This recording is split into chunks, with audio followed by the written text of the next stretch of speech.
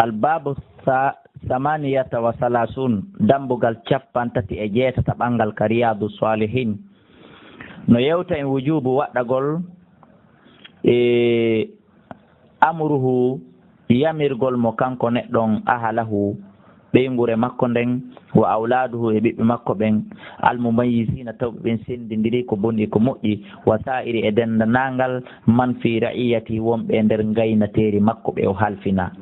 yamirgol mo ɓeeɗo bi taatillahi taala ɗoftagol allah teguɗo ɗon wona ha yimɓe haɗugol ɓe anil mukhalafati fi lundagol ɓeeɗo wa ta'dibihim e ni'ugol ɓe wa man'ihim e haɗugol ɓe an irtikabi fi faggitagol manhiyun anhu kala ko tata hiɓe haɗa e mum.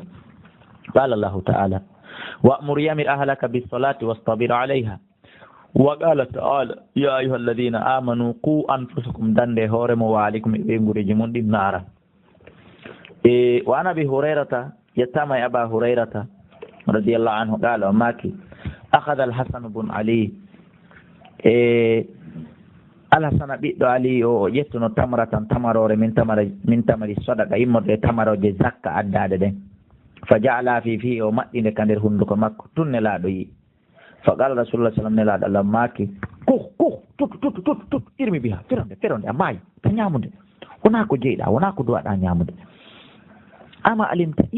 a anda annano enen lana akulu sadaka e ñamata zakka tuttu o tutti hollal nelaɗo na yurmeteɗo nelaɗo ko yurmeteɗo heege o ngel no Musa nelaɗo kono kamɓe ɓe haɗayno ɓeygude maɓɓe nden ɓeccata ɓen fubbo e ko boni muttafaqun alayh wa fi riwayati naari fillahi ɓe maaki innano enen la tahillu lana daga naken a sadakatu zakka wa qawlihi e maako maɓɓe kah nokko goɓe maaki tuttu yuqalu no wi'e biskanil kha sabu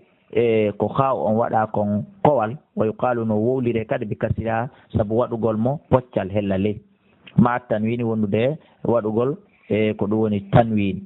mana pocce ɗiɗi waya ɗum kalimatu ko kongo sajiri ñaɗangol lissabi buubu hunkun anil mustaqgarati ga e hunde ñiddude nde o waɗi ɗon nde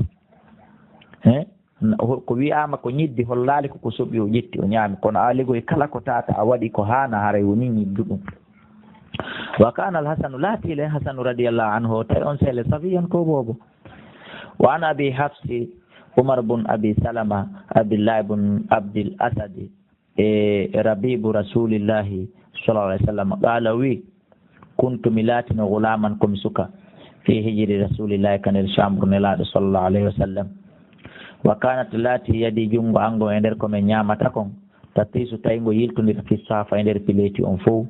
fa qala li rasulullah sallallahu alaihi wasallam nelaɗo allah maka nimmi ya gulamu kayo payko ñamirtake ni siɗa ñamude gogo ko hawjuɗa o sammillaha taala wi'u bisimillahi wa kul bi yaminika ñamir kadi jungo ma ñama ngon nano ñamirtake pes foti ko kuyer foti ko jungo laaɓo gonɗa ñamirde kuyer ñami nano ñamirtake wakul ñaama kadi mimma yalika ko won kon yeeso ma goɗɗo nokkata sengo goɗɗo nokkata ko hakkunde ɗum andi ɗum ɗo fof ko jeeya ɗum e nediji ɗi mawɓe meɗen neiri en kono ndaare musidɓe julɓe yahe ndaaron ɓeygureji men ɗi kaɓe ñamata ɗon ka salon maka terrasse maka tande maka ley jimbe maka ley leymu nayyi ndaaron enen siɗen neirde ɓe ɗi nediji ɗi neyaɗen ɗo so yi enen ka ñamuɗe fittitendi ndin hawkoye hibbane gerto e bare e ñaari hino ɓuri ndi ñameten ndi ɗum ko goho ɓay koye to sokoy koye fof hay juuɓe janɗuɓe e sukaɓe janɗuɓe surtout ñamiroɓe kuyere ɓen a yayi ɓe jogori kuyere on nano ngon hiɓe ñaama allahu akbar kuma no nekka songa kuma fa ma zalat tilka serali ko ɗum ɗo to amati woni nomi ñamirta noon baadu ɓawti ɗum ɗon hannde kadi mana mi iwali miɗo ñamira no nelaɗo allah sallah sallama yamiriri lanni muttafaqun alayhi wata tiisu hino yiltodira a yita duuru ko junngo ngo hino yiltodira fina wahi safa ka sera pileti ko ɗum ko faanda wa an ibnu umar yettama abdullah ibnu umar radiallahu anhu qala maki sami'tu min ani rasulallahi nelaɗo allah sallllahu alayhi wa sallam yaqulu ɓe maka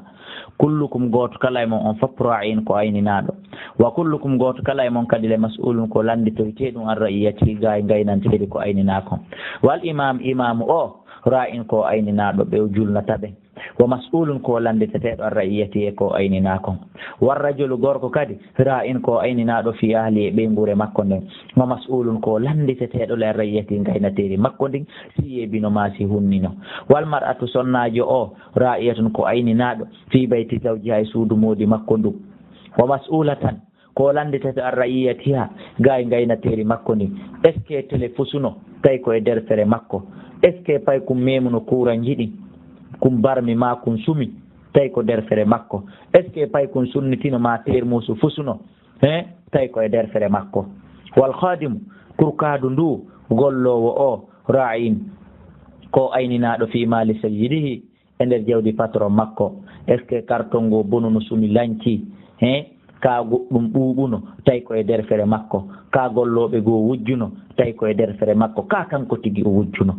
wa mas'ulun ko landiteteɗo an ra'iyatihi e fi gaynateri makko ndin fa kullukum ɓe filliti on fof moɗon ra'in kon ayninaɓe wa mas'ul ko landiteteɓe kadi an ra'iyati gaynateri makko ndin muttafaqun alayh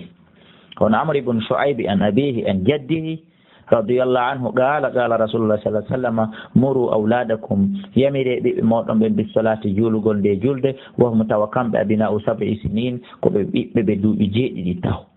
wadribuhum piweɓe si ɓe jaɓali juulude alayha e fi julde nde wahum tawa kamɓe abina'u 10 ko ɓe ɓiɓɓe ɓe duuɓi 10 pay kon duuɓi 7 jeenayi ko ya wimo yo juulu so jaɓi julde alhamdulillah so jaɓali julde na ya piimo na ya ñaɗanmo amma mo timminal duuɓi 7 on ɗon yamirtake yo juulu si juuli ko ya terto si juulali ko ya terto si tawi timmini duuɓi 10 ko ya yamiri yo juulu si jaɓal ko ya buyi mo farri ko sendidiron kadi baynamo hakkunde maɓɓe filma do aji ka walorɗe ɗum ko teddungal ɗo worɓe yoora junngoɓe kotiraɓe an yurminkiniɓe luwa chambre hun e salon hun kañum e ɓeygu mum wona ka salon sagataɓe worɓe e jiwɓe janɗuɓe ɓiɓɓe muɗum fof e ne'eteɓe muɗum fof ledodira ka salon ɓe ɗo ɓe gollitiral alqur'ana e hadis ɗo hiɓe falji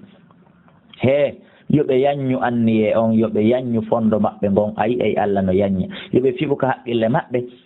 ɓe luwa chambre 2 ɓe luwa chambre 3 ma ɓe darnayi kono do ɓe duwaka kafude balde duwa kafata balde si Allah yiyaniɓe ɗum ɗon kande ɓerɗe maɓɓe o addanayɓe